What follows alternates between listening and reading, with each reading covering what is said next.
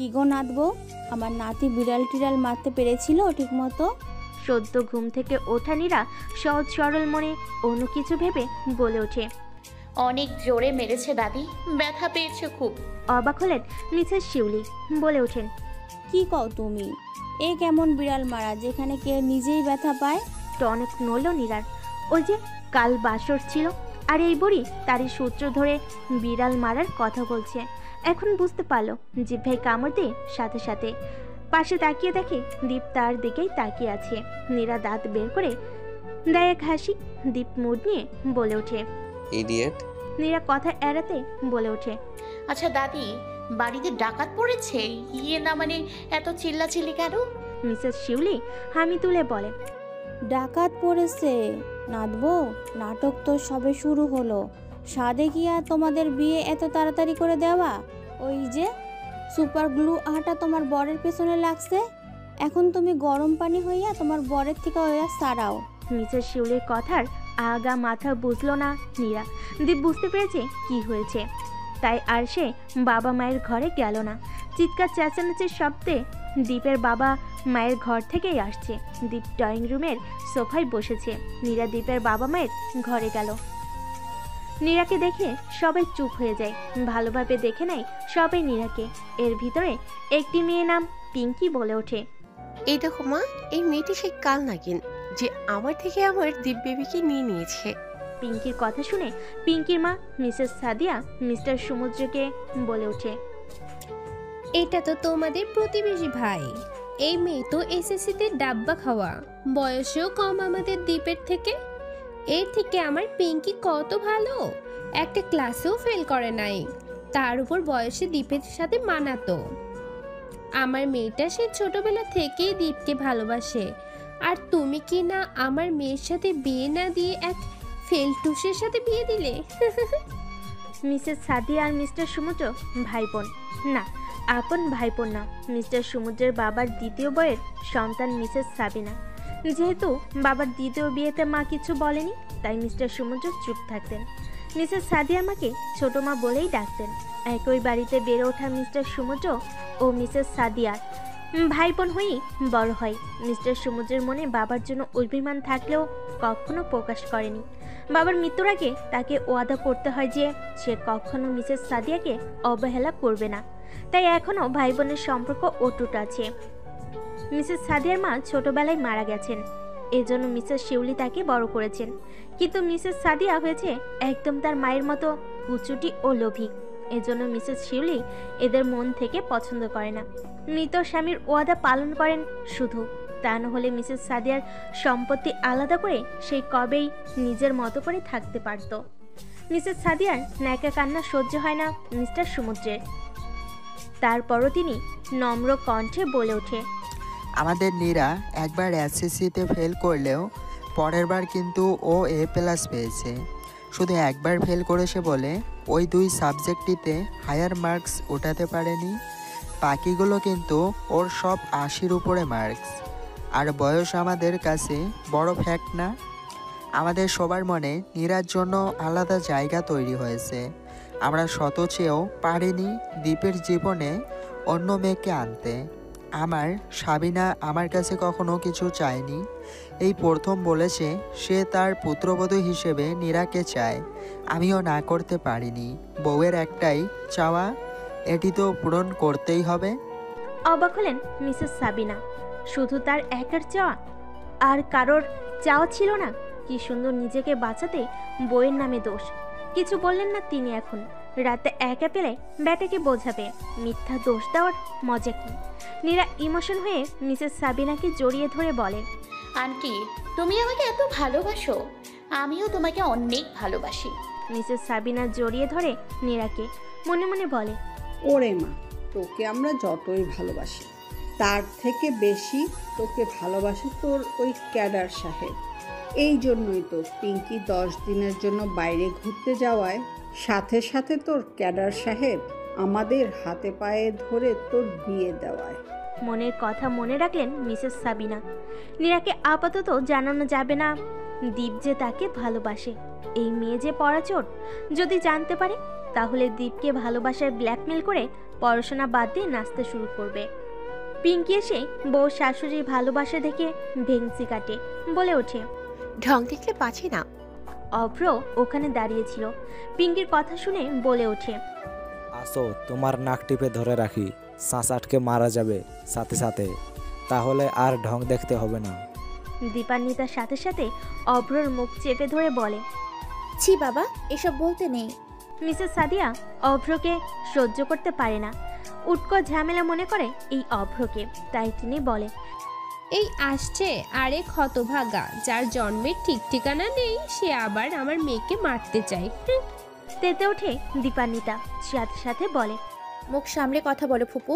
আমি মানছি ছোট মানুষ, এর ভিতরে কথা বলে ভুল করেছে, কিন্তু আমার ছেলেকে নিয়ে একটা বাজে কথাও বলবে না। আমি এসব সহ্য করব না। ও কোথায় কিভাবে হয়েছে তোমাকে না দেখলেও চলবে। এর জন্য নানু, নানি, মামা, মা এরাই আছে। আমিও আছি, অভ্রর মামি। হাত উঁচু করে বলে নীরা। বেশি তর্ক করতে গেলে পরিবার বিচ্ছেদ হয়ে যাবে, এর ফলে নিজের স্বার্থ হাসিল হবে না, তাই মিসেস সাদিয়া চুপ হয়ে যায়। এমনিতেই পিঙ্কিকে এই বাড়িতে থাকতে হবে, পড়াশোনার জন্য ঢাকায় মামার বাড়িতে থাকে পিঙ্কি। মিস্টার সুমুদ্র বলে ওঠে। আচ্ছা, এসব কথা এখন বাদ। সন্ধ্যায় বৌভাত অনুষ্ঠান হবে। অনুষ্ঠানটি আমাদের ছাদে করা হবে। সেসবের আয়োজন শুরু করা হোক। দ্বীপের ছুটি খুব কম, তাড়াতাড়ি শেষ করে ওকে আবার কলেজ যাওয়া লাগবে। সবাই সম্মতি জানিয়ে যে যার মতো কাজে চলে যায়। নীরা বের হবে, কিন্তু কিছু একটা ভেবে পা থামিয়ে পিঙ্কির দিকে তাকিয়ে ভালোভাবে পিঙ্কিকে দেখে নেয়। মনে মনে অনেক কিছুই এঁকে ফেলে নীরা। এরপর প্রস্থান করে নিজের ঘরে। ঘরে এসে নীরা ফ্রেশ হওয়ার জন্য ওয়াশরুমের দিকে যায়। তখনই দ্বীপ বের হয় ওয়াশরুম থেকে। দ্বীপের গায়ে একটি টাওয়াল থাকে শুধু। নীরা দ্বীপকে দেখেই অন্যদিকে ফিরে চোখ বন্ধ করে নেয়, তারপর বলে। বেলজ্জা পুরুষ মানুষ, ঘরে যে আপনার বউ এসছে এটা কি ভুলে গেছেন? দীপ আলমারি থেকে কাপড় নিতে নিতে বলে। ঘরে বউ এসেছে এটা ভুলিনি, তবে ঘরে যে বউরূপে বেগানা রমণী ঢুকেছে এটা ভুলে গেছি। কি দিন আসলো, বউয়ের থেকেও নাকি নিজেকে প্রোটেক্ট রাখতে হবে। বউ শব্দটি নীরার কানে বাজতে থাকে। মূলত কবুল বলার পরপরই এই ক্যাডার সাহেবকে কেমন অন্যরকম লাগছে তার কাছে। ক্যাডার সাহেব বদলায়নি, বদলেছে তো নীরার মন। এতদিন এই ক্যাডার সাহেব ছিল তার শিক্ষক, এখন ক্যাডার সাহেব তার 3 কবুল বলা বৈধ স্বামী। ভাবতেই মনের ভিতর দিয়ে শীতল হাওয়া বয়ে নিয়ে যায়। নীরার চোখ বন্ধ অবস্থায় ফিল করতে পারে দীপ তার নিকটে এসেছে। অতি নিকটে এসে দীপ বলে। চোখ খোলো। নীরা না বোধক মাথা নাড়ে, তারপর বলে ওঠে। আপনি উলঙ্গ, পোশাক দ্বারা নিজেকে আবৃত করে নিন, তারপর চোখ খুলব। দীপ নীরার মাথায় আলতো চাটি মারে। ব্যথা পেয়ে চোখ খুলে নীরা দেখে দীপ পোশাক পরেছে। দীপ বাইরে যেতে যেতে বলে। যত সব আলতো ফালতো চিন্তা মাথায় ঘুরপাক করে, তাই না? ফ্রেশ হয়ে ড্রয়িং রুমে আসো। সকালের খাবার দুপুরে খাওয়া আমি পছন্দ করি না। দীপ যেতেই নীরা নিজের মাথায় নিজেই বাড়ি দিয়ে বলে। I hate my mind. Fresh হয়ে দীপান্বিতার কথাতে একটি গোলাপি শাড়ি পরল নীরা। তারপর দীপান্বিতা নীরাকে নিয়ে এলো ড্রয়িং রুমে। সবাই একসাথে সকালের খাবার খাবে বলে অপেক্ষা করছে। দীপ এসে খাবার টেবিলে বসেছে। প্রায় সবাই বসে আছে। নীরাকে দীপের পাশে বসাতে যাবে, তার আগে পিঙ্কি এসে দীপের পাশে বসেছে। সবাই পিঙ্কির এই কাজ দেখে ক্ষিপ্ত হলো, শুধু মিসেস সাদিয়া বাদে। বসতে বসতে পিঙ্কি বলে ওঠে। খুব ক্ষুধা লাগছে মামি, তোমাদের বৌমার জন্য কত অপেক্ষা করতে হয়, এখন খাবার দাও। দীপ হাত মুষ্টিবদ্ধ করে চেয়ার ছেড়ে উঠতে যায়, তার আগে নীরা বলে ওঠে। কি কপাল, আর নতুন বিয়ে করা জামাই বউ আমরা। কোথায় এখন বর বউ একসাথে বসে খাবো, তা না মাঝখানে দেয়াল হয়ে বসে আছে আমার ফুফাতো ননদ। বলি বরের যদি তার বোনের পাশে বসেই খেতে হয়, তাহলে বিয়ে করেছিল কেন? আমাকে শফিস হিসেবে সাজিয়ে রাখবে বলে? এটুকু বলেই নীরা পিঙ্কের হাত ধরে উঠিয়ে আবার বলে। আমার দুষ্টু ননদ ভাবি কিন্তু তোমার এসব কাজে অনেক মিষ্টি মিষ্টি কথা শুনিয়ে দেবে, তাই সময় থাকতে বিবেক বোধগুলোকে জাগ্রত করো। যেখানে যেই সম্পর্ক বিদ্যমান সেখানে সেভাবেই থাকো। দীপ খুশি হয় নীরার কথা শুনে। দীপ ভেবেছিল নীরা কিছু বলবে না, তাই নিজেই উঠতে চেয়েছিল, কিন্তু তার বউ যে সম্পর্কের মূল্য ধরে রাখবে এটা বুঝে উঠতে পারেনি। পিঙ্কি ভেবেছিল নতুন বউ মুখ ফুটে কিছু বলতে পারবে না, তাই সে দীপের পাশে বসে। কিন্তু এ মেয়ে তো লাগামহীন কথাবার্তা শুনিয়ে দিল। এদিকে সবাই আবার এজন্য খুশি হয়েছে, এটা সবার মুখ দেখলে বোঝা যায়। তাই না পেরে পিঙ্কি তার মায়ের পাশে বসে। খাওয়া দাওয়া শেষ করে সবাই বউ ভাতের জন্য প্রস্তুতি নেয়। নীরাকে সাজাতে বসানো হয়। নীরার সাজের জন্য দীপানিতা এসে নীরাকে খাইয়ে দেয়। ঠিক তখনই পিঙ্কি এসে খোঁচা দিয়ে বলে, এত বড় মেয়েকে আবার খাইয়ে দেওয়া লাগে? নীরা চোখ ছোট ছোট করে তাকায়। ঠিক তখনই পেছন থেকে দীপ বলে ওঠে, তোর বিয়ের সময় যখন সাজানো হবে তুই নিজের হাতে খাবি, কেউ তোকে খাওয়াই দিবে না। আমার বউকে কে কি করলো না করলো এটা আমরা দেখে নিব। প্রিয় ব্যক্তির মুখে অন্যকে বউ বলে সম্বোধন করা কথা শুনে কষ্ট পেল পিঙ্কি। বিয়ে করেছে, বউ তো হবেই, কিন্তু তাই বলে এভাবে বউ বউ বলে গান গাইতে থাকার তো কিছুই নেই। ওখান থেকে চলে গেল পিঙ্কি। দীপান্বিতা ও নীরা মিটমিট করে হাসতে থাকে। দীপ এসেছিল বউ ভাতের জন্য পাঞ্জাবি পরতে। লোকজন চলে এসেছে। একটু পর দুপুরে খাওয়া দাওয়া শুরু হবে। নীরাকে লোকজন দেখতে আসবে। বউ ভাতের অনুষ্ঠান শুরু হয়েছে। দীপ ও নীরাকে একসাথে বসানো হয় তাদের স্টেজে। মিসেস নাজনীন ও মিস্টার রবিন এসে মেয়ের সাথে দেখা করে আত্মীয়দের কাছে গেছেন। কেয়া এসেছে নীরার কাছে। নীরা মুখ ঘুরিয়ে অন্যদিকে তাকায়। কেয়া এসে নীরাকে জড়িয়ে ধরে বলে, দোস্ত, আমার সাথে কথা বলবি না? তুই যা করেছিস এতে কথা বলা যায়? আমি কিছু না করলেও তোর বিয়ে হতো। কি সুন্দর বিয়ে করে বর নিয়ে পাশে আছিস, এখন বান্ধবীকে ভুলে গেলি? এবারের মতো মাফ কর। আল্লাতি কণ্ঠে, ঠিক আছে, করলাম মাফ। আশেপাশে দেখ তোর সাদা বিলাই এসছে কিনা। আচ্ছা দোস্ত, বলেই মনে মনে বলে, আমি কিছু করিনি, করেছে তো তোর ক্যাডার সাহেব। তোকে যে হাড়ে হাড়ে চেনে, তাই তো এদিক ওদিক লোক লাগিয়ে রেখেছে। তুই নিজেও জানিস না তোর অগোচরে কি কি হয়েছে। বলেই কেয়া অন্যদিকে যায়। সবাই খাওয়া দাওয়া করে এখন ছবি তুলতে শুরু করে। এমন সময় পিঙ্কি এসে দীপের হাত ধরে বলে, চলো আমরাও ছবি তুলি। দীপ হাত সরিয়ে নেয়। সাথে সাথে নীরা বলে, হ্যাঁ হ্যাঁ, ছবি তো আমরা সবাই তুলবো, সাথে ফেসবুকে পোস্টও করব। ক্যাপশন থাকবে মাই হ্যাপি উইথ মাই বিবেকহীন ননদ। আঙ্কেল, আপনি আমাদের ছবি তুলে দেন। পিঙ্কি রেগে যায়। সাথে সাথে স্থান ত্যাগ করে। কিয়া এসে জিজ্ঞেস করে, এটা কে দোস্ত? আমার না হওয়া সতীন, একদম সুপার গ্লু আঠার মতো। এসছে মাত্র 4 ঘন্টা হয়েছে। ক্যাডার সাহেবের লেজ ধরার জন্য ব্যস্ত হয়ে পড়েছে। এর নামই কি পিঙ্কি? হ্যাঁ, কিন্তু তুই কিভাবে জানলি? কিছু না, এমনি। বলেই মনে মনে বলে, আমি যা জানি তুই তাও জানিস না। রিক এসে দীপ ও নীরাকে কনগ্রাচুলেট করে। তারপর তাকায় কেয়ার দিকে। নীরা বুঝতে পারে রিক কেয়ার সাথে আলাদা কথা বলতে চায়। তাই নীরা কেয়াকে হাত দিয়ে হালকা খোঁচা মেরে বলে, যাও যাও, তোমার দিন আসতেছে, তাড়াতাড়ি। লজ্জা পেয়ে কেয়া চলে যায়। ছাদের এক কোণে এসে দাঁড়ায় কেয়া। রিক তার পাশে এসে বলে, কাল কল দিয়েছিলাম, রিসিভ করনি কেন? অত রাতে কল করেছিলি কেন? যদি বলি তোমাকে মিস করতেছিলাম। কেন আমাকে হঠাৎ এত মিস করতেছেন কেন? সব কথা একদিন বলবো, আস্তে আস্তে জানতে পারবি। আচ্ছা, এমনি তো কাল রাতে ঘুমিয়েছিলাম, টায়ার্ড লাগছে খুব। চলো আমরাও কিছু ছবি তুলি। আচ্ছা। বলে রিক ও কেয়া ছবি তুলতে থাকে। কেয়ার প্রতি রিকের এই অ্যাটেকশন রিকের মা খুব ভালো করে খেয়াল করেছেন। ছেলে তার বিয়ের বয়স হতে যাচ্ছে, 25-এ পা দিয়েছে। এখন এমনিতেও বিয়ের জন্য মেয়ে খুঁজছেন। রিক মাস্টার্সের পাশাপাশি একজন ফ্রিল্যান্সার। মাস্টার্স শেষ হলে বাবার ব্যবসা সেই দেখবে। তাই ছেলের বিয়ে নিয়ে খুব বেশি টেনশন নেই। কেয়াকে যদি রিক পছন্দ করে থাকে তাহলে কেয়ার বাসায় কথা বলে বিয়ের ব্যবস্থা করবেন তিনি। বউ ভাতের অনুষ্ঠান শেষ করে নীরা ঘরে বসে নীরবের সাথে কথা বলতে থাকে। নীরব বোনকে দেখতে থাকে মন দিয়ে। সরাসরি তো দেখতে পারলো না বোনের বিয়ে। নীরা বলে ওঠে, ভাইয়া, তোমার পরীক্ষা কবে শেষ হবে? এই তো আর দুটো পরীক্ষা আছে, এরপর সার্টিফিকেট পেলেই চলে আসব। পরীক্ষা তো আলহামদুলিল্লাহ ভালো দিয়েছি, দেখা যাক কি হয়। তাড়াতাড়ি চলে এসো, আর আমার জন্য অনেক অনেক কসমেটিক্স আনবে। ঠিক আছে পাগলি বোন আমার। এদের কথার মাঝেই ঘরে দীপান্বিতা আসে। নীরাকে রাতের খাবার খাওয়ার জন্য ডাকতে আসে। দীপান্বিতা এসে বলে, কি করেছে আমার ভাবি? নীরব দীপান্বিতার কণ্ঠ শুনতে পেল, সাথে সাথে নীরাকে বলে, আমি রাখছি বোন, পড়তে বসতে হবে, হাতে সময় কম, বাই। বলেই কল কেটে দেয়।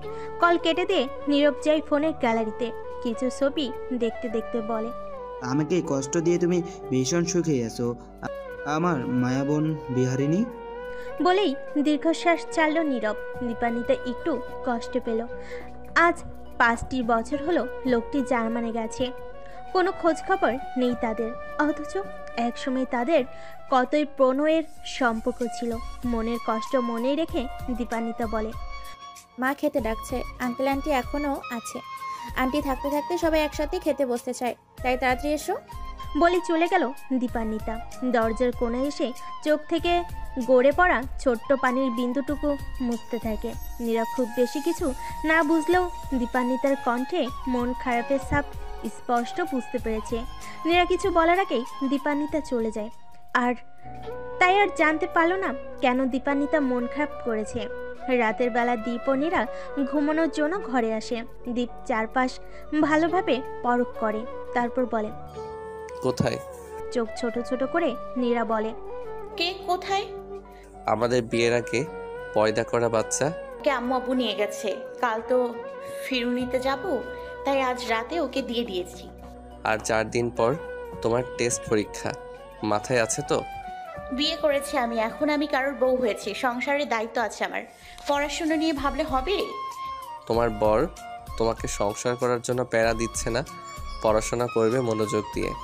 আজ ক্লান্ত, তাই পড়তে হবে না, কাল থেকে পড়াশোনা শুরু তোমার। আগে তো রাতে 1.5 ঘন্টা পড়াতাম, এখন 6 ঘন্টা পড়াবো। এই জন্য বিয়ে করেছি আমি। তা কিসের জন্য বিয়ে করেছো তুমি? মন দিয়ে সংসার করব বলে। এখন আমি আপনার ছাত্রী না, আপনার বউ। তাহলে আসো। কোথায় আর কেন? কাছে আসো, সংসার করি। আজ তো বিয়ের 2য় রাত, শুরু করি আমাদের সংসার বউ। দীপের ভাবগতি দেখে নীরা আর কিছু বলে না, চুপ করে কম্বল মুড়ি দিয়ে ঘুমিয়ে যায়। দীপ ঠোঁট কামড়ে হাসে। লাইট অফ করে সেও ঘুমিয়ে পড়ে। সকাল সকাল ঘুম থেকে উঠে দীপ কলেজে চলে যায়, আর নীরা নিজের বাসায় আসে। দীপান্বিতা অভ্রকে সাথে করে নিয়ে আসে। দীপ কলেজ শেষ করে নীরাদের বাসায় আসবে। বাসায় এসে নীরা বাবা মাকে জড়িয়ে ধরেছিল কিছুক্ষণ, তারপর ফ্রেশ হয়ে বেলকুনিতে যায়।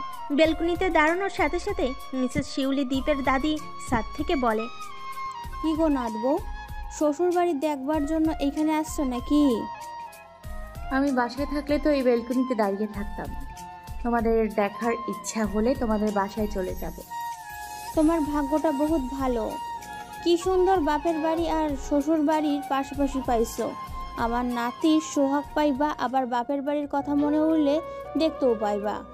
তোমার ভাগ্যটাও ভালো দাদি, কি সুন্দর নাতব্য ফেরুনিতে বাপের বাড়ি আসছে, আর তারপরেও তার মুখ দেখতে পাচ্ছ। কয়জন দাদি শাশুড়ির ভাগ্য এমন হয় বলো তো? কথা বলতে বলতে অভ্র আসে সেখানে। 3 জনে মিলে গল্প করে কিছুক্ষণ। নীরবের ঘরটিতে আজ দীপান্বিতা ও অভ্র থাকবে।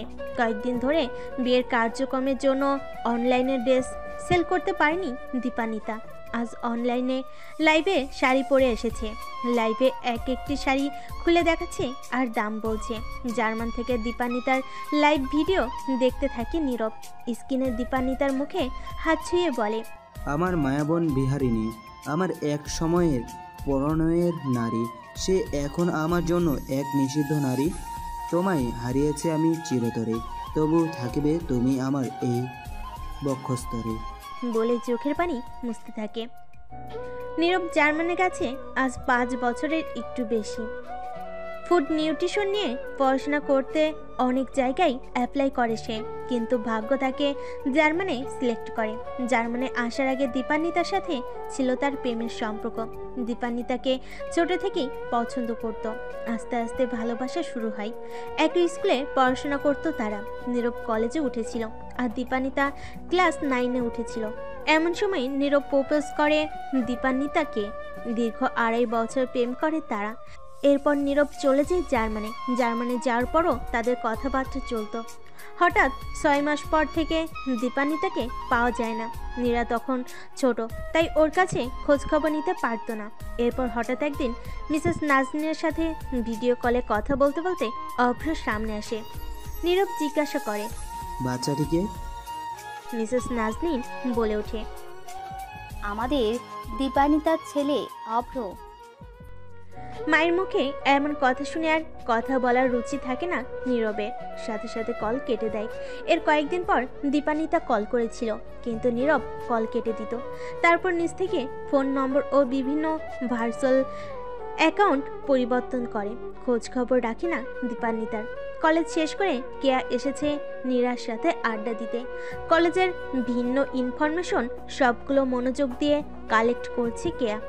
দীপ যে তাকে ওয়ার্নিং দিয়েছে তাতে এগুলো করতেই হতো। ইনফরমেশনগুলো নীরাকে দিয়ে বলে, ভালোভাবে পড়াশোনা করবি আর ফাঁকিবাজি হওয়া যাবে না। একজন প্রফেসরের বউ তুই, এটা মাথায় রাখবি। নীরা কেয়ার কপালে হাত রেখে বলে, তুই সুস্থ আছিস তো দোস্ত? নাকি সাদা বিলাই তোকে প্রেমের মন্ত্র না দিয়ে বিদ্যার মন্ত্র দিয়েছে, যেটা আমাকে ক্যাডার সাহেব দিতে থাকে? কেয়া মনে মনে বলে, তোর ক্যাডার সাহেবের চক্করে পড়াশোনা থেকে কোনো কিছু করার উপায় আছে? আজ যে ওয়ার্নিং দিয়েছে আমাকে জীবনও ভুলবো না। কলেজে নীরা কলেজে যায়নি, তাই কেয়া ও রিক একসাথে বাইকে করে কলেজে যায়।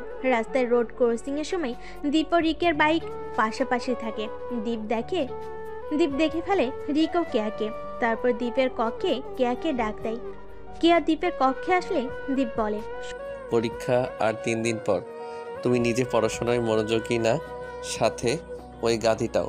কোনো প্রকার পড়াশোনায় অমনোযোগী আমি সহ্য করব না। আজ থেকে ক্লাসে মনোযোগ দিয়ে পড়াগুলো আদায় করবে। আর এই 3 দিনে যা যা শিখবে ইনফরমেশন নীরাকে দিবে। তোমাদের ক্লাসের যে টপ স্টুডেন্ট, ওর থেকে এই 1 সপ্তাহের ইনফরমেশন কালেক্ট করবে। দুজনে পড়াশোনা ঠিক মতো করবে আজ থেকে। নীরাকে আমি পড়াবো আর তোমার খোঁজ তোমার বাবা মায়ের থেকে নিব। পড়াশোনায় তুমিও কম ফাঁকিবাজ না। আজ থেকে মনোযোগী না হলে তোমার জন্য ইশতিয়াক স্যারকে ঠিক করব। খুব ভালোভাবেই জানো স্যার কেমন। শুকনো ঢোক দিলে কেয়া বলে, দরকার নেই স্যার, আমি মনোযোগ দিয়ে পড়াশোনা করব আর নীরাকেও ইনফরমেশনগুলো দিব। Good girl. আর শোনো, আমি যে ইনফরমেশন দেওয়াই এটা মানে নীরাকে বলার দরকার নেই। ঠিক আছে, কিন্তু চন্দ্রপাখি বলতে যে থামলেন কেন স্যার? একটু দুষ্টুমি করেই বলে কেয়া। দীপ চোখ রাঙ্গানি দিয়ে বলে, ক্লাসে যাও, মনোযোগ দিয়ে পড়াশোনা করো। কেয়া ভয়তে চলে যায়। দীপ বিড়বিড় করে বলে, ছাত্রী যখন বউ আর শালি হয়, কত কিছুই না সহ্য করতে হয়। সন্ধ্যায় দীপ নীরাকে বলে, বই বের করো, পড়তে বসবে। না, আমি এখন ফিরুনিতে এসেছি। নববধূ আমি এখন। কতদিন পর বাবার বাসায় এসেছি। এখন পড়তে বসবো না। ভালোভাবে বলছি, পড়তে বসো। কেমন জামাই আপনি? শ্বশুর বাড়িতে এসছেন, জামাই আদর খাবেন, গল্প করবেন, আড্ডা দেবেন, তা না খালি বলছে পড়তে বসো পড়তে বসো। এমন জামাই আমার ভালো লাগে না। দীপ নীরার কানের কাছে এসে ফিস ফিস করে বলে, 2টা অপশন দিলাম তোমাকে, চয়েস করবে তুমি। 1 স্যার মোড। এই স্যার যদি একবার শিক্ষক মোডে চলে আসে তাহলে তার শিক্ষক থেরাপি তো জানোই। 2 স্বামী মোড। এই স্যার যখন স্বামী মোড হয়ে যাবে তখন কিন্তু সে জামাই থেরাপি শুরু করে দিবে। কারণ তুমি তো চাও আমি স্যার থেকে পারফেক্ট স্বামীতে রূপান্তর হই। কান গরম হয়ে আসে নীরার। সাথে সাথে বলে, এগুলো কিসের কথাবার্তা স্যার? ও মা, এখন স্যার হয়ে গেছি। এতক্ষণ না শ্বশুরবাড়ির জামাই আদর নিয়ে বলেছিলে? যেহেতু আমি এই বাড়ির জামাই, সেদিক থেকে তুমি তো আবার বউ, তাই না বউ? দূরে সরে আসে নীরা। দীপের কথার ধরন মাইন্ড অন্যদিকে নিয়ে যায় তাকে। দীপ আবারও আলতো হেসে চোখের চশমা ঠিক করে নীরার চোখের দিকে তাকায়। নীরাও তাকায় চশমাওয়ালা ওই চোখের দিকে। দীপ নীরার চোখের দিকে তাকিয়ে বলে, এই স্যারকে যদি স্বামী হিসেবে এখনই চাও, সত্যি বলছি এই বছরে তোমার হাতে ইন্টারের রেজাল্ট নয়, আমাদের চুনুমুনু আনার রিপোর্ট এনে দিব। নীরা প্রত্যুত্তর না করে শুকনো ঢোক গিলে দীপ আবারও বলে, কিসের মিষ্টি খাওয়াতে চাও সবাইকে? আমাকে ভালো স্যার হওয়ার রেজাল্টের, নাকি ভালো স্বামী হওয়ার রেজাল্টের? পড়তে বসবো আমি, আর কোনো ফাঁকিবাজি করব না। কি কি পড়তে হবে বলেন, আমি লক্ষ্মী মেয়ের মতো পড়তে বসেছি। নীরা বই পড়ছে আর চোখে দীপকে দেখছে। দীপ তার মতো বইয়ের পাতা দাগিয়ে যাচ্ছে। হঠাৎ করে নীরার চোখ আটকে যায় দীপের চোখের দিকে। চারকোনা আকারের চশমার ভিতর দীপের চোখ যেন আকর্ষণীয় লাগছে তার কাছে। দীপের খোঁচা খোঁচা দাড়ির মাঝে ছোট্ট একটি তিল দেখা যাচ্ছে, যেটা নীরারাজ খুব ভালোভাবে পরখ করছে। নীরার অজান্তেই নীরা তাকিয়েছিল দীপের দিকে।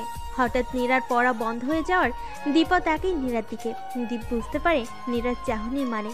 মোহিত হয়ে যাচ্ছে নীরা, হবেই বা না কেন, তারা তো স্বামী স্ত্রী, তাদের হক আছে এইভাবে একে অপরের প্রতি মোহিত হওয়ার। কিন্তু কাল নীরার পরীক্ষা, ওকে এখন একটু মনোযোগ দিয়ে পড়াশোনা করতে হবে। দীপ চায় নীরা তার উপর নির্ভর না করুক। দীপ চায় নীরা একজন সফল নারী হোক।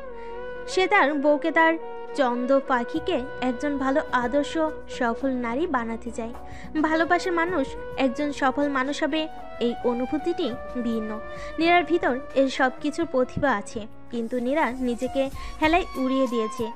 এসব ভেবে দীপ নীরার মাথায় দিল এক টোকা। নীরার ভাবনার বিচ্ছেদ ঘটল। দীপ নীরাকে বলে, বরকে দেখার জন্য সারা জীবন পড়ে আছে, কিন্তু ইন্টারের রেজাল্ট একবারই আসবে। আমি যেন দ্বিতীয়বার ইন্টার এক্সাম দিতে না দেখি। বুঝতে পেরেছি বলেই পড়তে শুরু করে নীরা। মনে মনে একটু লজ্জা পায় সে, কিন্তু প্রকাশ করল না। সকালবেলা দীপের আগে ঘুম থেকে উঠে নীরা মিনিকে সোফায় ঘুম পাড়িয়ে দিয়েছে। হামি তুলে নীরা তাকালো দীপের দিকে, কিছুক্ষণ তাকিয়ে থেকে বলে, ঘুমানোর সময় কেউ চশমা চোখে রাখে? কি আজব ক্যাডার সাহেব আমার। চশমা খুলে ঘুমালে কি হয়? বলে ফ্রেশ হতে চলে গেল। কে আজ নিজের মতো কলেজে যাবে, নীরা দীপের সাথে যাবে। কে আর ভালো লাগছে না নীরা তার সাথে নেই বলে। আনমনে হাঁটতে থাকে কেয়া। ঠিক তখনই পেছন থেকে শুনতে পায়, এই চশমিশ। কে তাকালো পিছনে, রিককে দেখতে পেল। রিককে দেখে ভালো লাগলো কেয়ার, কিন্তু চশমিশ নামটি বলার কি খুব দরকার ছিল? চশমা কি আর সে ইচ্ছে করে পড়ে? তার অসুবিধা হচ্ছে বলেই তো চশমা নেওয়া লাগে। প্রতিবাদ করে কেয়া বলে, আমাকে চশমিশ বললেন কেন? কারণ তোমাকে চশমা পরা দেখতে আমার ভালো লাগে, তাই। লম্বা চওড়া মুখে, চিকন চিকন চোখে চশমা যেন আলাদাভাবে ফুটিয়ে তুলেছি। তুমি সায়েন্স নিয়ে পড়াশোনা করলে বলতাম ডাক্তার হও, একদম পারফেক্ট লাগবে। আপনি ডাক্তার হতে বললে আমি ডাক্তার হতাম? জানি না, তবে আমি আমার মনের বাসনা না হয় বলে দিতাম। সম্পূর্ণ করার দায়িত্ব তোমার। আমার বাইকে করে চলো, কলেজে পৌঁছে দিই। আপনি কি আমার ড্রাইভার হওয়ার দায়িত্ব নিয়েছেন? নীরা আমার সাথে যাওয়া বন্ধ করে দেওয়ার পর থেকে আপনি আমাকে কলেজে নিয়ে যাওয়া আশা করেন। এগুলো কেন করেন? এখনো বুঝতে পারোনি নাকি? বুঝেও না বোঝার অভিনয়। বিষমঠে কেয়ার, সে তো খুব ভালোভাবেই জানে এই সাদা বিলাই তার প্রেমে হাবুডুবু খেয়েছে। সেও তো সাদা বিলাইয়ের প্রেমে হাবুডুবু খাচ্ছে। কথা এড়াতে কেয়া বলে, আমি কি জানবো? আর আমার দেরি হয়ে যাচ্ছে, পরীক্ষা আজ আমার। চলুন কলেজে যাই। বলে রিকের বাইকে উঠল কেয়া। রিক স্মিত হাসলো, কেয়াও হাসলো। এটা রিক দেখতে পেল। বাইকের আয়নাতে কেয়ার হাসি দেখে রিকের ভালো লাগলো। রিক মজা করে বলে, আমার চশমিশের হাসি অনেক সুন্দর। প্রত্যুত্তর করে না কেয়া। মনে মনে খুশি হয়েছে রিক তাকে নিজের করে বলেছে। নীরা রেডি হয়ে ব্যাগ গোছাচ্ছে। ব্যাগগুলো দীপানিতা নিয়ে যাবে। 3 দিন হয়ে গেছে, আজ শ্বশুরবাড়িতে যাবে নীরা। পরীক্ষা দিয়ে সোজা শ্বশুরবাড়ি। কিন্তু নীরার মনে খারাপ লাগার আভাস নেই। সে খুব ফুরফুরে আছে। খারাপ আর লাগবে কিভাবে? শ্বশুরবাড়ি আর বাবার বাড়ি তো পাশাপাশি। বেলকুনিতে দাঁড়ালেই তার ঘর দেখা যায়। আবার দীপান্বিতার ঘরের দিকে গেলে নীরবের বেলকুনি। মা বাবাকে সারাদিন দেখতে পাবে। দীপ বারবার নীরাকে বলছে, পরীক্ষা মনোযোগ দিয়ে দিবে, যেটা পারবে না ওটা বাদ দিয়ে অন্যগুলো লিখবে।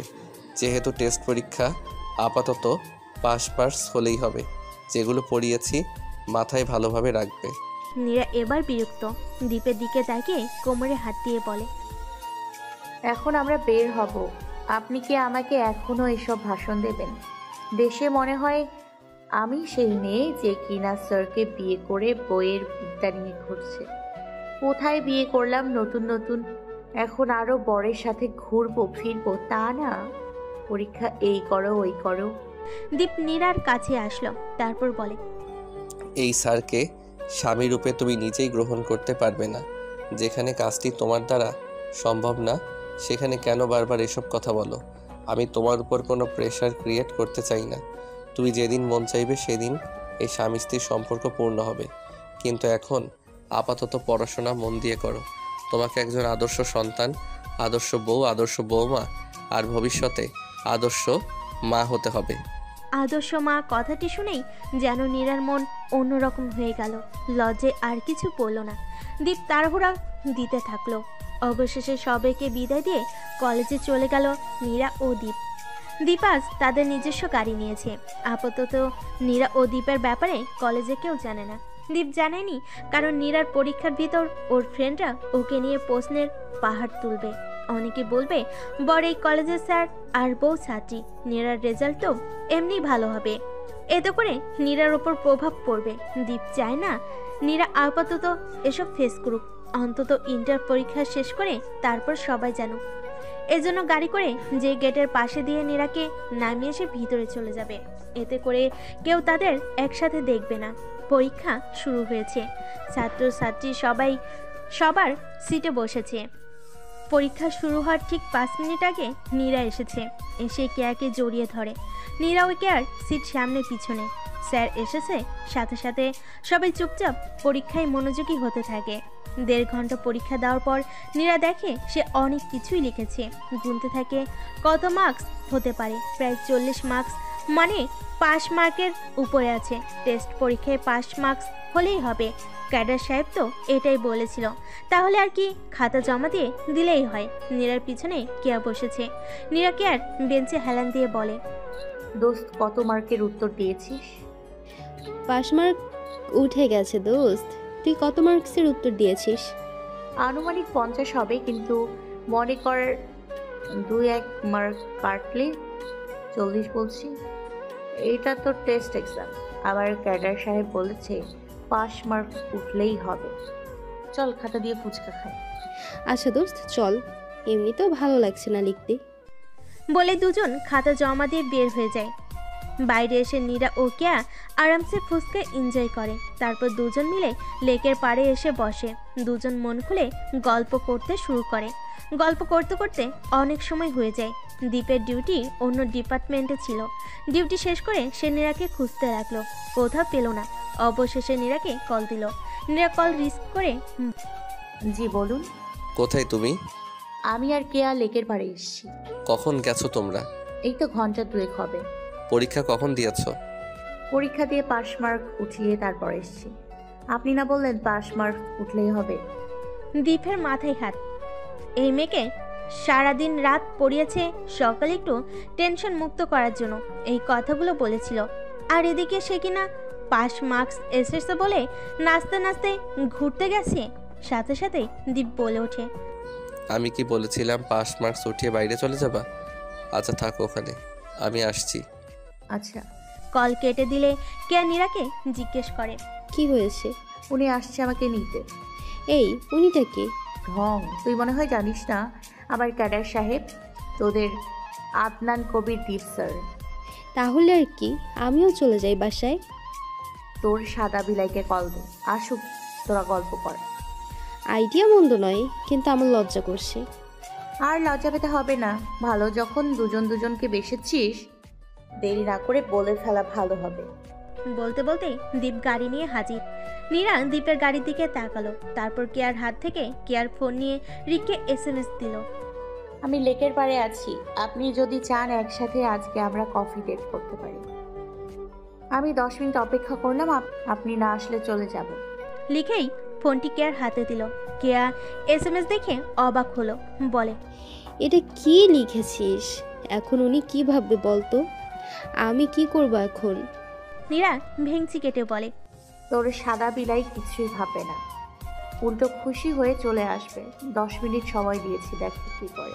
এর ভিতরে দীপ এসে বলে, কাকে 10 মিনিটের ভিতরে আসতে বলেছ? আসলেই দেখতে পাবেন এক সাদা বিলাই। বলেই হেসে দেয় নীরা। কেয়ার সাথে সাথে দীপকে বলে, আসসালামু আলাইকুম স্যার। নীরা ভুরকুচকে বলে, উনি এখন তো স্যার না, উনি তো এখন তোর জিজু। স্যার তো কলেজে। শুনুন, আমাদের কেয়া প্রেমে পড়েছে এক সাদা বিলায়ে, তার জন্য অপেক্ষা করতে বলেছি। আমরা তো চলে যাচ্ছি, ও এবার ঘুরুক ওর মতো। বলতে না বলতেই রিক হাজি দৌড়ে এসেছে। সে দীপকে দেখতে পায়নি, হাঁপাতে হাঁপাতে বলে, আগে বলবে না তুমি এখানেই এসেছো? ক্লাসে ঢুকতাম না তাহলে পিছনের গেট দিয়ে পালিয়ে আসতে হয়েছে। বলেই দেখতে পেল দীপকে। ভয়তে ঢোক গিলতে থাকে রিক। নীরা আবারও রিককে বলে ওঠে, ভয় পাবেন না ভাইয়া, উনি তো এখন আপনাদের স্যার না, উনি এখন আপনাদের জিজু। দীপ চোখের চশমা ঠিক করে গাড়ির দিকে যেতে যেতে বলে, তাড়াতাড়ি আসো, বাড়িতে যেতে হবে। বলেই চলে যায়। কেয়ার সাথে সাথে ব্যাগ থেকে পানি বের করে খেতে থাকে। এতক্ষণ ভয়তে ছিল। নীরা ওদেরকে বিদায় জানিয়ে দৌড়ে গাড়িতে উঠল। বাড়িতে এসে ফ্রেশ হয়ে দুপুরে খাবার খেয়ে নেয় নীরা ও দীপ। একসাথে ঘরে এসে দীপ গল্পের বই হাতে নেয়। বই পৃষ্ঠা উল্টাতে উল্টাতে বলে, আমি যদি সবার জিজু হই তাহলে তোমার কি হব? নীরা মিনিকে নিয়ে খেলা করতে থাকে। দীপের এমন কথা শুনে চোখ ছোট ছোট করে তাকায়। দীপ চশমা ভালোভাবে সেট করে বলে, কি হলো বউ, বলো কি হই আমি তোমার? মিথ্যা হামি তুলতে তুলতে নীরা বলে, জি এখন ঘুমাবো, কাল রাতে ভালো ঘুম হয়নি আমার।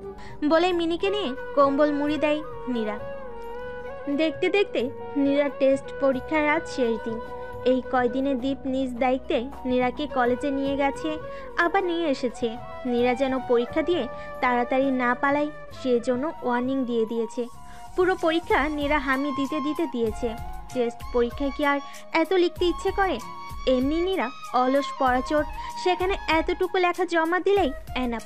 কিন্তু ক্যাডার সাহেবের জন্য তাকে সম্পূর্ণ পরীক্ষার সময় বসে থাকতে হয়েছে। আজকেও দীপ নীরাকে নিয়ে যাওয়ার সময় বলতে থাকে, পরীক্ষা শেষ করে আমার জন্য অপেক্ষা করবে, একদম বাইরে যাবে না। যদি দেখেছি পরীক্ষা শেষ হওয়ার আগে খাতা জমা দিয়ে বের হয়েছ, এই স্যার থেরাপি আবার ফিরে আসবে। স্যারের থেরাপি কথাটি শুনেই নীরার গালে অটোমেটিক হাত চলে আসে। মিনমিন করে বলে, বেটা খচ্চর, বিয়ের পরেও কিনা স্যার থেরাপি দেবে? এই জন্য স্যারদের বিয়ে করতে নেই। হয়তো এই জন্যই সবাই বলে স্যার ম্যাম পিতা মাতার সমতুল্য। বিড়বিড় করতে করতে নীরা গাড়িতে ওঠে। নিজের ঘরের জানালা দিয়ে মেয়ে জামাইকে একসাথে কলেজে যেতে দেখছেন মিসেস নাজনীন ও মিস্টার রবিন। তাদের চোখে মুখে তৃপ্তির হাসি। কতজন বাবা মা পারে এমনভাবে মেয়ের সুখ নিজের চোখে দেখতে? হাতে গোনা গুটি কয়েকজনের মধ্যে তারা এমন লাগি বাবা মা। এই যে যখন ইচ্ছে মেয়ের সুখ একটু উকি দিয়ে দেখছে, আবার প্রায় বিকেলবেলা যে যে গল্প করছে। দীপ ও নীরাদের গাড়ি দৃষ্টির বাহিরে গেলে মিসেস নাজনীন ও মিস্টার রবিন দুজন দুজনকে দেখে স্মিত হাসেন। মিস্টার রবিন বলে ওঠে, আমাদের মেয়ে সত্যি অনেক ভাগ্যবতী, দীপের মতো কেয়ারিং স্বামী পেয়েছে। আমাদের দীপ নীরাকে যেমন প্রতিষ্ঠিত করবে তেমন নিজের আপন করে নেবে। বাবা মা হয়ে সেই সুখ আমার নিজের চোখের সামনে দেখতে পারবো। আবার আমাদের মেয়ে আমাদেরও কাছে থাকছে, আমার মনের আশা পূর্ণ হচ্ছে এবার। চোখের পানি মুছে মিসেস নাজনীন বলে, প্রত্যেক বাবা মা চায় সন্তানের সুখ দেখতে। মৃত্যুর আগে চায় সন্তান যেন তার নিজের পায়ে দাঁড়িয়ে নিজ দায়িত্ব নিতে পারে। আমাদের নীরা অনেক বুদ্ধিমতীও সবাইকে আপন করে নেয়, কিন্তু পড়াশোনা ও নিজের ভবিষ্যৎ নিয়ে ওর তেমন মাথা ব্যথা নেই। যেভাবে তরিং বিরিং করে এভাবে তো ওর জীবন আগাবে না। দীপ ওকে শাসন করবে, আবার ভালোবাসবে। শুধু তুই না দীপ ওর সকল বিষয়ের প্রতি যত্নশীল হতে পারে। আর আমার পর দীপ সে যে নীরাকে শাসন করে আবার গভীরভাবে ভালোবাসে। আমি দেখেছি দীপের চোখে সেই ভালোবাসা। মেয়েটা বয়সের সাথে সাথে উঠতে শুরু করেছে। সমাজের নিয়ম কানুন থেকে দূরে থেকেও নিজেকে উড়ন্ত পাখি ভেবে নিয়েছে। ব্যক্তির স্বাধীনতা ভালো, কিন্তু বেশি উড়ন্ত পাখিকে শিকার করতে সময় লাগে না। আমি দীপের হাতে নীরাকে দিয়েছি যাতে আমার নীরা সুখে থাকতে পারে। নীরব আর নীরার সুখ দেখাটাই যে আমাদের শেষ চাওয়া। এরপর তো আরও কিছু বলতে দিলেন না মিস্টার রবিন। মিসেস নাজনীনের মুখ চেপে ধরে বলে, ভাগ্য যা আছে তাই হবে। হুটার মৃত্যুর নাম উঠে সুখকে মুহূর্ত কোনো দুঃখ পরিণত করব। মিসেস নাজনীন সাথে সাথে মিস্টার রবিনের বক্ষে মুখ গুজে আলিঙ্গন করে নিলেন। মিসেস নাজনীন ও মিস্টার রবিন একে অপরকে ভালোবেসে বিয়ে করেন। তাদের প্রেম ভালোবাসা যেন এখনও অফুরন্ত। পরীক্ষা শেষ করে নীরা ও দীপ গেটের বাইরে থেকে গাড়িতে ওঠে। উদ্দেশ্য বাড়িতে আসবে।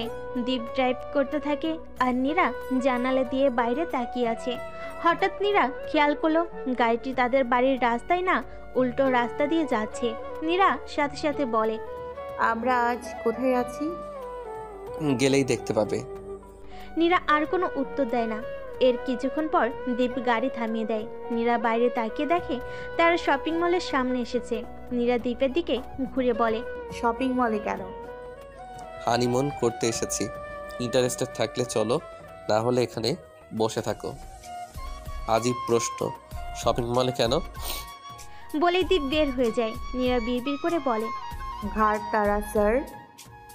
শুনে ফেলে দীপ নীরার দিকে তাকিয়ে বলে, তোমার স্যার প্লাস বর তোমার মতোই তো হবে। নীরা আর কিছু না বলে মুখ ভেঙচি দিয়ে দীপের সাথে হাঁটতে শুরু করে। শপিং মলে এসে তারা আগে কসমেটিকের দোকানে ঢোকে। তারপর দীপ নীরাকে বলে, তোমার বাসায় কি কি লাগে আমি জানি না। এখানে মহিলা কর্মী আছে, তাই এখানে নিয়ে এসেছি যাতে করে তোমার প্রয়োজনীয় সামগ্রী নিতে পারো। বিয়ের শর্ত তো দেওয়া ছিল, মাসে মাসে কসমেটিক্স কিনে দেওয়া। আজ 1 তারিখ, নাও শুরু করো। এক দৃষ্টিতে নীরা তাকিয়ে আছে দীপের দিকে। মনে মনে বলে, লটারি পেয়ে গেলাম মনে হয়। না চাইতেই কেনাকাটা করতে পারছি। এরকম বর কপালে জুটলে আমি তো বলবো আমার শত্রুর কপালেও বর হিসেবে স্যার জুটুক। বলেই দাঁত বের করে হাসে নীরা। তারপর পছন্দ মতো প্রয়োজনীয় জিনিসপত্র কেনাকাটা করে। কসমেটিক কেনার পর দীপ নীরাকে কাপড় চোপড়ের দোকানে নিয়ে যায় কিছু জামা কাপড় কিনতে। প্রত্যেক মাসে মাসে দীপ পরিবারের জন্য জামা কাপড় কেনে। এটা দীপের ভালো লাগা, আজও তাই করছে। নীরাকে ড্রেসগুলো পছন্দ করে দিতে বলে। নীরা সবার জন্য ড্রেস দেখে নেয়। দীপ চুপচাপ এদিক ওদিক দেখতে থাকে। হঠাৎ দীপের নজর আসে একটি শাড়ি নিয়ে দুজন মহিলা ঘুরিয়ে ঘুরিয়ে দেখছেন আর দাম কষাকষি করছেন। দীপের কাছে শাড়িটি ভালো লাগে। নীরাকে এই শাড়িতে খুব সুন্দর লাগবে, এমনটাই দীপের কাল্পনিক চিন্তা। কোনো কিছু না ভেবে শাড়িটি কেনার জন্য চলে যায় সেখানে। ওই রকম দেখে আরেকটি শাড়ি নিয়ে নেয় দীপ। তারপর তারা বাসায় চলে আসে। বাসায় এসে দীপ ও নীরা সবাইকে একসাথে করে ড্রেস দেয়। কার জন্য কি কি এনেছে সেগুলো দেখাতে থাকে। পিঙ্কি ও তার মা মিসেস সাদিয়া আছে, তাদের জন্যও আনা হয়েছে। সবার ড্রেস দেখানো হয়ে গেলে নীরার জন্য কেনা শাড়িটি সবাইকে দেখাই দীপ। নীরা প্রথমে বুঝতে না পারলেও যখন দীপের মুখে শুনে এটা আমি তোমাদের বৌমার জন্য কিনেছি, তখন অবাক নয়নে তাকিয়ে থাকে ক্যাডার সাহেবের দিকে। পিঙ্কির হিংসা হয়। সে সাথে সাথে বলে, কই দেখি, ওয়াও অনেক সুন্দর শাড়িটি, আমার কাছে খুব ভালো লেগেছে। মিসেস সাদিয়া পিঙ্কিকে সাপোর্ট দিয়ে বলে, তোর ভালো লেগেছে? একটা কাজ করি, এই শাড়ি তাহলে পিঙ্কিকে দে আর নীরাকে পিঙ্কির জন্য আনা ড্রেসটি দে। দীপকে উদ্দেশ্য করে শেষের কথাটি বলে। পিঙ্কি খুশি মনে শাড়িটি নিতে গেলে নীরা খপ করে নিয়ে নেয় আর বলে, তোমার বর যদি তোমাকে কিছু কিনে দেয় তুমি না হয় সেগুলো এক্সচেঞ্জ করে নিও। আমি তোমার মতো এত উদার নই, যেটা আমার ওটা আমার করেই নেই। তুমি তোমার জন্য কেনা ড্রেস নিয়ে যেটা তোমার ভাইয়া দিয়েছে ওটা নিয়ে খুশি থাকো। আমি আমার স্বামীর দেয়া উপহার নিয়ে খুশি হতে চাই। মিসেস সাদিয়া ভেংচি কেটে বলে, আমার মেয়েটা শাড়ি তেমন পরে না, এই প্রথম একটি শখ করে নিতে চাইলো, তাও সহ্য হলো না তোমার? নীরা কিছু বলার আগে দীপ বলে, কি বলো তো ফুপি, আমি আমার বউ আর বোনকে আলাদা চোখে দেখি। যেটা বোনের জন্য এনেছি ওটা বোনের, আর যেটা বউয়ের জন্য এনেছি ওটা বউয়ের। শুধু শুধু বউ আর বোনের মধ্যে বোনকে সাপোর্ট করে বউয়ের চোখে কাপুরুষ ট্যাগ নিতে চাই না। বোনের চোখে কাপুরুষ হলেও লোক সম্মুখে মুখ দেখানো যায়, বউয়ের কাছে কাপুরুষ হলে পুরো জীবন ব্যর্থ। বউ আবার হুট করে বাপের বাড়ি গেলে এই বয়সে শিক্ষক থেকে আমাকে বউয়ের জন্য সন্ন্যাসী হয়ে বসে থাকতে হবে। দীপের এমন কথায় হা হয়ে যায় নীরা, পিঙ্কি ও মিসেস সাদিয়া। দীপ তো এসব কথা বলতো না, কি হয়ে গেছে ছেলেটা? ফুপুর সাথে লাগামহীন কথাবার্তা বলছে, আর আগে কি না মুখ থেকে একটা শব্দ বের হতো না। মিস্টার সমুদ্র ছেলের মুখে এমন কথা শুনে বিষম খান। মিসেস সাবিনা মিস্টার সমুদ্রকে খোঁচা দিয়ে বলে, দেখেছো, আমার ছেলে হলো প্রকৃত পুরুষ। বউকে তো সব সময় টাইম দেয়, আবার বউয়ের জন্য লড়াইও করে। ভুল মানুষের বেলায় বউকে আর বোনকে দেখে না। আমার ছেলেটা হীরের টুকরো, একদম বাপ থেকে ভিন্ন হয়েছে। মিস্টার সমুদ্র নিজের বইয়ের মুখে এতগুলো বছর পর আজ প্রথম এমন কথা শুনে যেন ডাবল বিষম খেলেন। ইঁচড়ে পাকা বৌমা নিয়ে এসে কি সবাইকে ইঁচড়ে রোগ লাগিয়ে দিল? ছেলে লাগামহীন কথা বলছে, বউ আজ জীবনের কাজকর্ম নিয়ে প্রতিবাদ করছে। দীপের মুখে এমন কথা শুনে দীপান্বিতা, মিসেস শিউলি ও মিসেস সাবিনা একসাথে হাততালি দিতে থাকে। এদের কেউই পিঙ্কি ও মিসেস সাদিয়াকে পছন্দ করে না। মিস্টার সমুদ্র নিজেও পছন্দ করেন না, কিন্তু মৃত বাবাকে দেওয়া ওয়াদা রক্ষার জন্য সহ্য করতে হয়। সবাইকে জামা কাপড় দিয়ে দীপ ও নীরা ঘরে চলে আসে। নীরা মাথায় হিজাব খুলতে থাকে। দীপ হাতঘড়ি খুলে গলাটায় হালকা লুজ করতে করতে বলে, আর ইউ জেলাস? হাত আটকে যায় নীরার। দীপের দিকে ঘুরে তাকিয়ে বলে, কেন জেলাস হব কেন? পিঙ্কি আমার আশেপাশে আসলেই তুমি যেভাবে প্রতিবাদ করো, মনে তো তাই হচ্ছে। আপনার বুঝি ভালো লাগে ওই পিঙ্কি আপনার গায়ে গায়ে চললে? কথা সেটা না, কথা হলো তুমি কেমন ফিল করো। আমি আবার কেমন ফিল করব? কোনো ফিলই করি না। বলে হিজাব খুলে আলমারি থেকে বাসার পরার জামা নিতে থাকে। দীপ আবার জিজ্ঞাসা করে, তাহলে প্রতিবাদ করো কেন? নীরা জামা কাপড় নিয়ে ওয়াশরুমের ভিতরে যায়। ওয়াশরুমের দরজা দিতে যেও দরজা হালকা ফাঁকা রেখে বলে, আমার কোনো জিনিস যখন আমার হয়ে পার্মানেন্ট থাকে, আমি তা অন্য কাউকে ভাগ করি না। আপনি এখন আমার হয়ে গেছেন ক্যাডার সাহেব। আপনার প্রতি অন্য কোনো নারী আসক্ত হলে তাকে তো একটু ভুগতে হবে। বলে দরজা লাগিয়ে দেয় নীরা। দীপ স্মিত হাসে, বিড়বিড় করে বলে, চন্দ্রপাখি তার ক্যাডার সাহেবের প্রতি আসক্ত হচ্ছে, এটা সে বলবে না, কিন্তু অন্য নারীকেও আসক্ত হতে দিবে না। নারীর প্রেম বুঝি একেই বলে। আজ বিকেলে নীরা, দীপান্বিতা ও মিসেস সাবিনা মিলে নাস্তা তৈরি করতে থাকে। নীরাকে আজকে ছুটি দিয়েছে দীপ। বিয়ের পরের দিন থেকেই তো বই পড়া শুরু করেছে সে। আজকের দিন রেস্ট করার সুযোগ পেল নীরা। সন্ধ্যায় নাস্তা বানিয়ে সবাই মিলে খাবে। সবাই কাজ করছে আর নীরা উকি দিয়ে দেখছে। নীরা রান্নাবান্না পারে না, তাই কেউ তাকে রান্না করতে দিচ্ছে না। পিঙ্কি নীরার এই দুর্বলতার সুযোগটি নিয়ে নিল, সাথে সাথেই বলে, বাড়ির বউ হয়ে কি রান্না পারে না?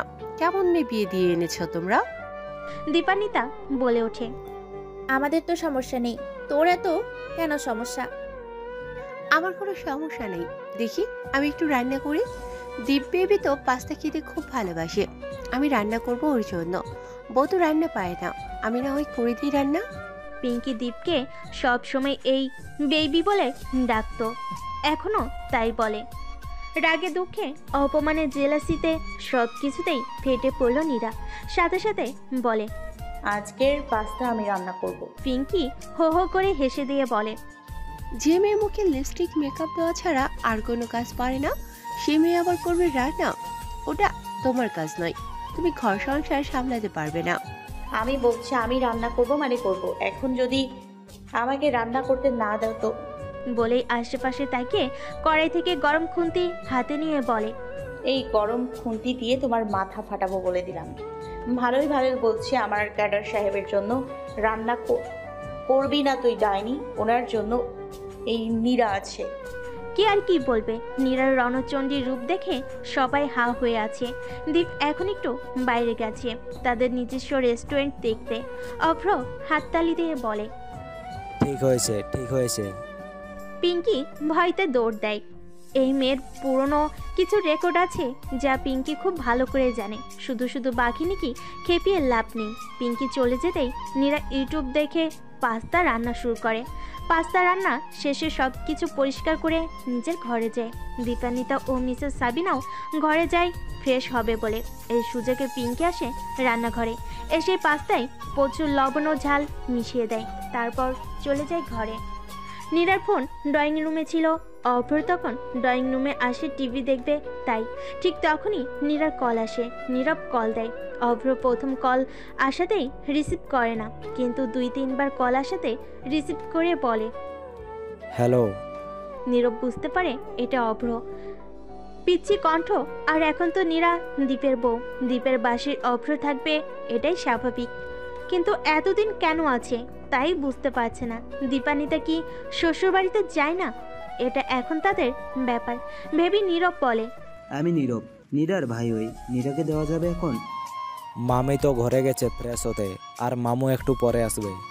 ঠিক সেই সময় দীপান্বিতা এসে বলে, কার সাথে বলছো বাবাই? মামের ভাইয়া ফোন দিয়েছে আম্মু, এই নেও কথা বলো। বলে ফোনটি দীপান্বিতার কানে দিল অভ্র। আম্মু বলেন সম্বোধন শুনে নীরবের মনের গহীনে কাঁপন হলো। খারাপ লাগছে তার, কিভাবে পারলো তার জন্য অপেক্ষা না করে এভাবে বিয়ে করে নিতে। দীপান্বিতা ফোন কানে নিয়ে নরম সুরে বলে, হ্যালো। কি সুন্দর মধুর কণ্ঠ বাজতে থাকে নীরবের কানে।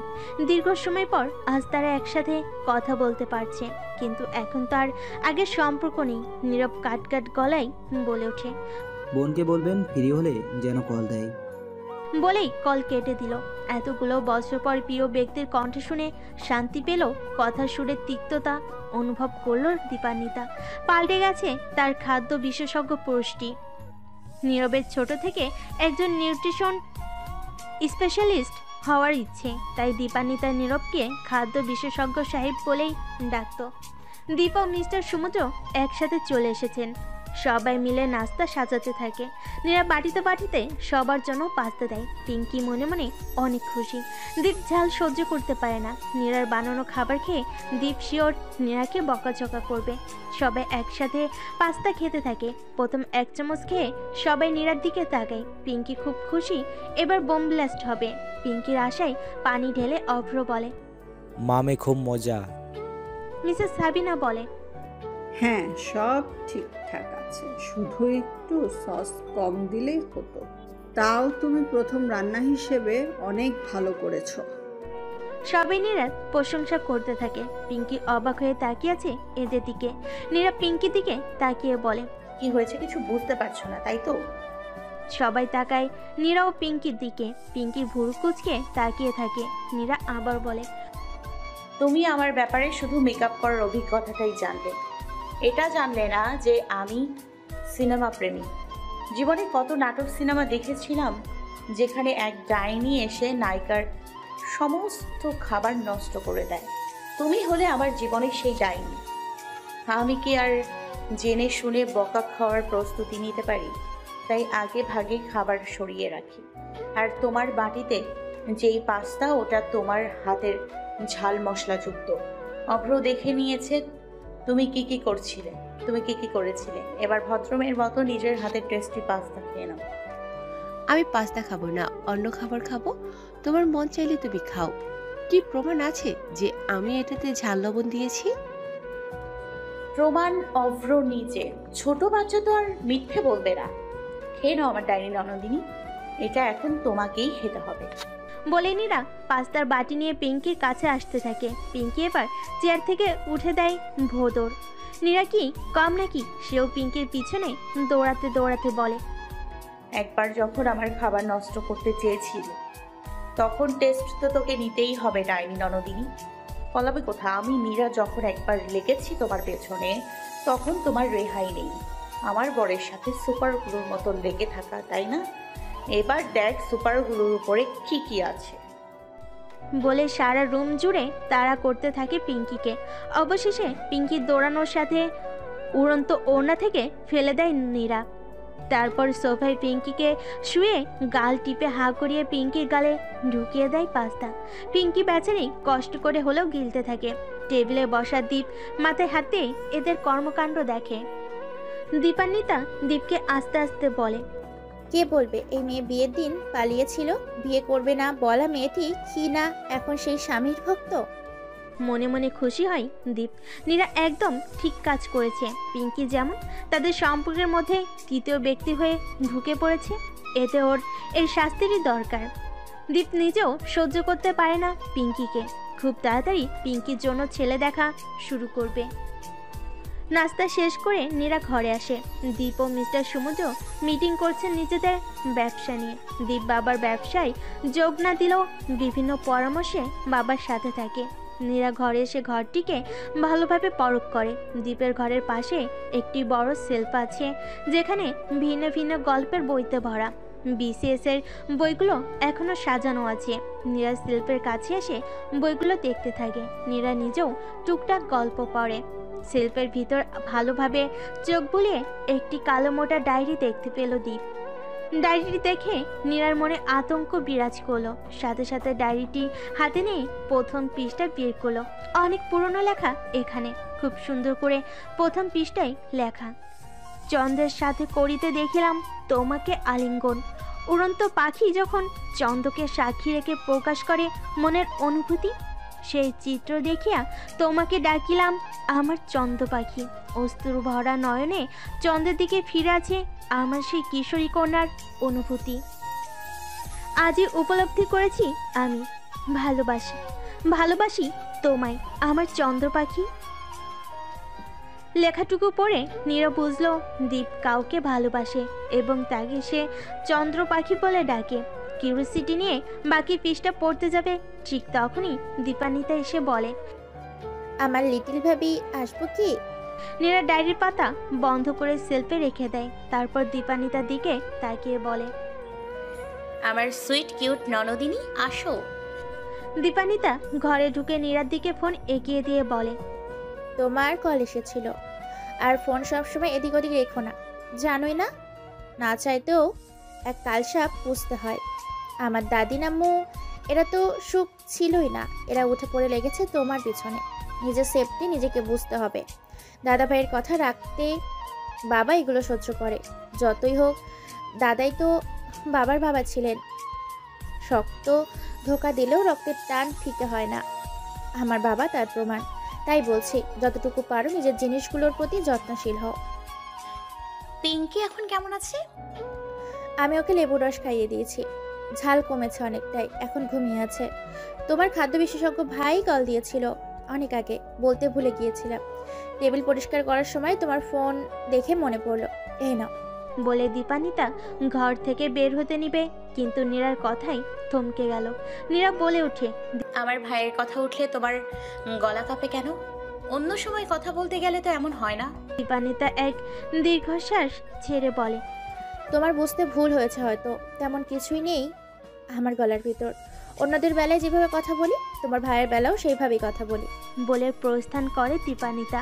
দীপান্বিতা পিছন ফিরে কথা বললেও আয়নায় দীপান্বিতার চোখের পানি দেখতে পায় নীরা। বুকশেলফের পাশে যে আড়াআড়িভাবে আয়না রাখা আছে, সেখানে দীপান্বিতার এক পাশ খুব ভালোভাবেই দেখা যাচ্ছে। দীপান্বিতার চোখ থেকে বের হওয়া অশ্রুর রহস্য বুঝতে পারল না, কিন্তু কিছু একটি কাহিনী তো আছে এবং তা ভালোবাসার পর্যায়ে এটা উপলব্ধি করতে পারছে নীরা। বেশি কিছু না ভেবে নীরবকে কল দেয়। সাথে সাথে কল রিসিভ করে নীরব বোনকে দেখে বলে, তোর জন্য একটি সারপ্রাইজ আছে, শুধু তুই না বাসার সবার জন্য। বলতো কি সেই সারপ্রাইজ? ক্যাডার সাহেবকে বিয়ে করে যে সারপ্রাইজ হতে হয়, তাতে তোমার দেয়া নতুন সারপ্রাইজ মাথায় আসছে না, তুমিই বলে ফেলো। হো হো করে হেসে দেয় নীরব। দীপকে নীরব ভালো করে জানে, একসাথে প্রায় চায়ের দোকানে আড্ডা জমাতো। নীরব যেত দীপান্বিতার হয়ে দীপকে পটাতে, বড় ভাই পটে গেলে আর তো কিছুই লাগে না। কিন্তু দীপ তার বিদ্যাসাগর নিয়ে কথা বলতে বেশি। এখন সে বুঝতে পারছে নীরা কেউ ঠিক কিভাবে ট্রিট করে। রসকসীন বই পড়ুয়া দীপ, তার উড়নচণ্ডী ফাঁকিবাজ বোন যেন বইয়ের এপিট ওপিট। নীরব হাসি থামিয়ে বলে ওঠে, আমার পরীক্ষা শেষ হয়েছে অনেক আগে। আজ রেজাল্ট পাবলিশ হয়েছে। আমি সাকসেস হয়েছি বোন। আমার এত বছরের কষ্টের ফল পেয়েছি। আর তোদের থেকে দূরে থাকছি না। 1 মাসের মধ্যে বাংলাদেশে ব্যাক করছি। ভাইয়ের কথা শুনে নীরা খুশিতে লাফিয়ে ওঠে, সাথে সাথে বলে, রে আমার ভাই খুব তাড়াতাড়ি চলে আসবে। কিছুক্ষণ মজা করে দীপান্বিতার কথা মনে পড়ল নীরার, তাই সে নীরবকে ইনডিরেক্টলি বলে, তুমি বিড়িতে আসার পর আমরা তোমার জন্য মেয়ে দেখব। রূপবতী, গুণবতী, কর্মঠ, ভদ্র দেখে মেয়ে নিয়ে আসবো, যেমনটা তুমি চাও। জাস্ট এক্সাম্পল, আমার কিউট ননদ দীপান্বিতা আপু, তার মতো দেখে বউ পেলে খুশি হবে তো? নিজের বিয়ের কথা শুনে মুখ ফ্যাকাশে হয়ে আসে নীরবের। আবার তার উপর দীপান্বিতার নাম নিয়ে উদাহরণ। পুরো দীপান্বিতাকেই তো তার চাই, তার মতো আবার কি? কিন্তু কোনো প্রতি উত্তর করল না নীরব।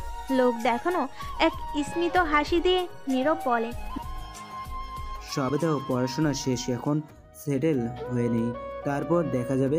রাখছি বোন, ভালো থাকিস। ভাইয়ের শুকনো মুখ দেখে নীরা শিওর হলো। ডাল মে কুচ কালা হে। কল কাটার পর বলে, ভাই আর ননদের কেমিস্ট্রি খুব গভীর। আমাকে এখন ডিটেকটিভ নারী হতে হবে। কি থেকে কি হয়েছে এগুলো আমাকে বের করতে হবে। সাথে আবার আছে ক্যাডার সাহেবের ওই চন্দ্র পাখি। কত কিছু সম্পর্কের গোয়েন্দাগিরি করব আমি। উফ, এত প্রেশার নেওয়া যায় না। কিসের প্রেশার নেওয়ার কথা বলছো তুমি? ঘরে ঢুকতে ঢুকতে বলে দীপ। নীরা তাকাই দীপের দিকে। আপাতত এনাকে কিছু বলা যাবে না, ইনি থাকুক ইনার বিদ্যা নিয়ে। কিছুই না, এই যে আর 2.5 মাস পর আমার এক্সাম। এখন তো স্যার আমার স্বামী, তাই তার সুনাম রাখতে ভালো রেজাল্ট করতে হবে, এটাই ভাবছি। বাবা, এত চিন্তা আমার জন্য? উত্তর দেয় না নীরা। সাথে সাথেই কেয়ার কল আসে। নীরা রিসিভ করে বলে, হ্যাঁ হ্যাঁ বল। দোস্ত, আমাদের বিদায় অনুষ্ঠান হবে, সবাই শাড়ি পরবো আর বিভিন্ন প্রতিযোগিতা আছে। আমি নৃত্য দিব, তুই কি করবি? আমি কি করব মানে? আমিও নৃত্য করব। ওপাশ থেকে কোনো উত্তর আসার আগে নীরার কান থেকে ফোনটি নিয়ে নেয় দীপ। ও কোনো নৃত্য করবে না, যাবে বক্তৃতা শুনে চলে আসবে বলে কল কেটে দেয়। কেয়া ভয় পায় দীপের কর্কশ কণ্ঠ শুনে। দীপ ফোন কাটার পর বলে, সাইকো স্যার। নীরা কোমরে হাত দিয়ে দীপের দিকে ডান ভুরু উঁচু করে তাকিয়ে বলে, আমি নৃত্য করলে আপনার সমস্যা কোথায়? আমি বলেছি তো তুমি নৃত্য করবে না মানে করবে না। আমি নৃত্যতে নাম দিব এবং নৃত্য করব। আমি বলেছি তো না। হ্যাঁ দিব নাম। আমি নাকি কোনো কিছু পারি না, অযোগ্য? তাহলে নৃত্য করে দেখিয়ে দিই আমার কি কি যোগ্যতা আছে। তোমাকে যতটুকু যোগ্য হওয়া লাগবে তা আমি দেখে নিব। ভালোভাবে বলছি, কোনো নৃত্য করতে পারবে না।